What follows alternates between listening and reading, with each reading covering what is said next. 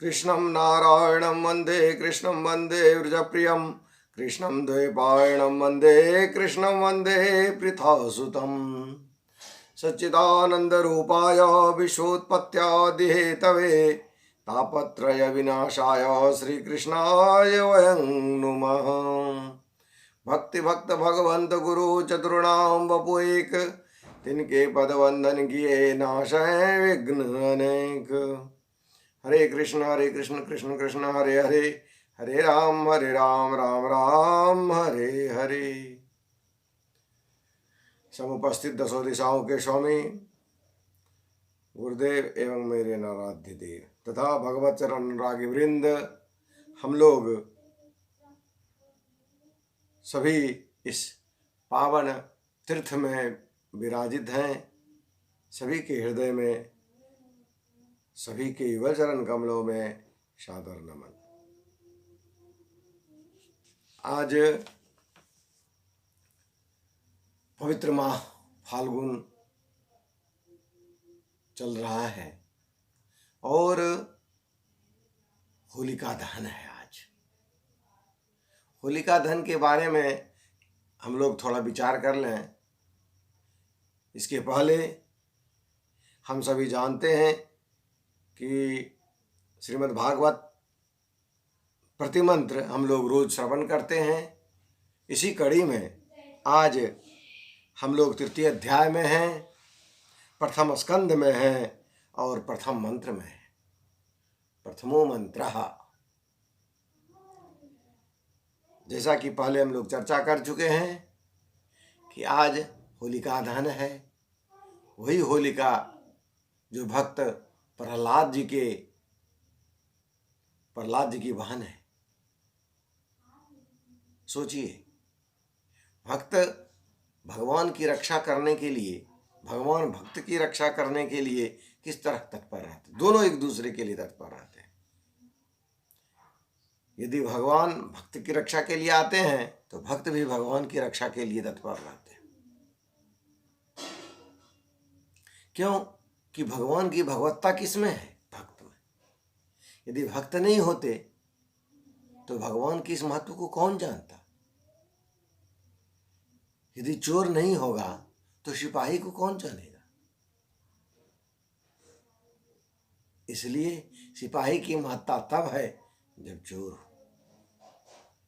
इसलिए भक्त प्रहलाद जी महाराज की रक्षा के लिए समझिए एक तरह से वो चादर के रूप में प्रकट हुई थी। होलिका जल गई और प्रहलाद जी महाराज बच गए। अर्थात आसुरी शक्ति का नाश हो गया और दैवी शक्ति का उदय हो गया। भगवान उनकी रक्षा कर लिए।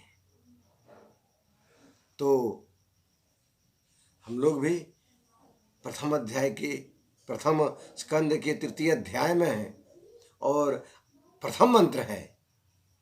कितना सुंदर संयोग है कि आज हमारे प्रभु के अवतार का वर्णन है। भगवान के अवतार का वर्णन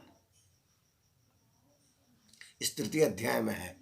भागवत जी के तृतीय अध्याय में प्रथम स्कंद में प्रथम मंत्र सूत जी महाराज कह रहे हैं, जगृहे पौरुषम रूपम भगवान महदाद्भिः संभूतम षोडशकलमादो लोक शिश्रिक्षया।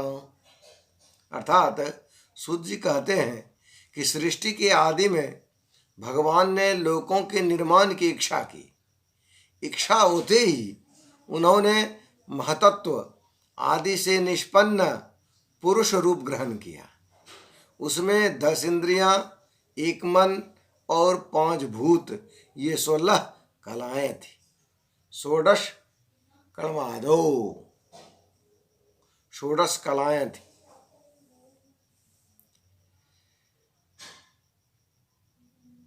देखिए, सृष्टि की रचना में हमारे प्रभु ने अहम भूमिका निभाई है। क्योंकि हम लोग जानते हैं कि सृष्टि की रचना क्या है। ये भ्रूविलास है, ईश्वर का भ्रूविलास है। ईश्वर जब चाहते हैं सृष्टि रचित कर देते हैं, जब चाहते हैं सृष्टि अपने आप में लीन कर लेते हैं, उन्हीं से निकलता है और उन्हीं में समाहित हो जाता है। तुमादिदेव पुरुष पुराण तमस्य विश्वस्य परम निधानम है। हम लोग ऐसा जानते हैं, उपनिषद में चर्चा आई है। तो इसलिए सबसे पहले प्रभु ने पुरुष रूप ग्रहण किया, पुरुष रूप। इसके बाद उसमें 10 इंद्रियां, 1 मन और 5 भूत, ये 16 कलाएं थी। हम लोग का ठाकुर जी, हमारे कृष्ण जी 16 कलाओं से युक्त है। वो कौन कौन सी 16 कलाएं हैं? यही 16 कलाएं हैं। 10 इंद्रियां हैं और 1 मन, जिसको हम लोग 10 में 5 कर्मेंद्रिय, 5 ज्ञानेंद्रिय मिला करके 10 इंद्रिय हुआ, और 1 मन और 5 भूत, ये जो हैं ये 16 कलाएं हैं। इस प्रकार से प्रभु ने 16 कलाओं के रूप में एकत्र 16 कला जो अलग अलग रूप में है, उस सभी को एक जगह यदि देखने का मौका मिलता है तो हमारे ठाकुर जी में मिलता है देखने के लिए। इसलिए आज इस पवित्र दिन पर, जिस समय की भक्त की रक्षा के लिए भगवान अनेकों रूपों में पधारते हैं, उस एक रूप में का हम लोगों ने आज इस पावन दिन के अवसर पर तृतीय अध्याय का श्रवण किया। आइए उन परम करुणामयी, दयालु और भक्त की रक्षा करने में तत्पर रहने वाले जो हमारे ठाकुर जी हैं, उनका हम लोग नाम ले लें।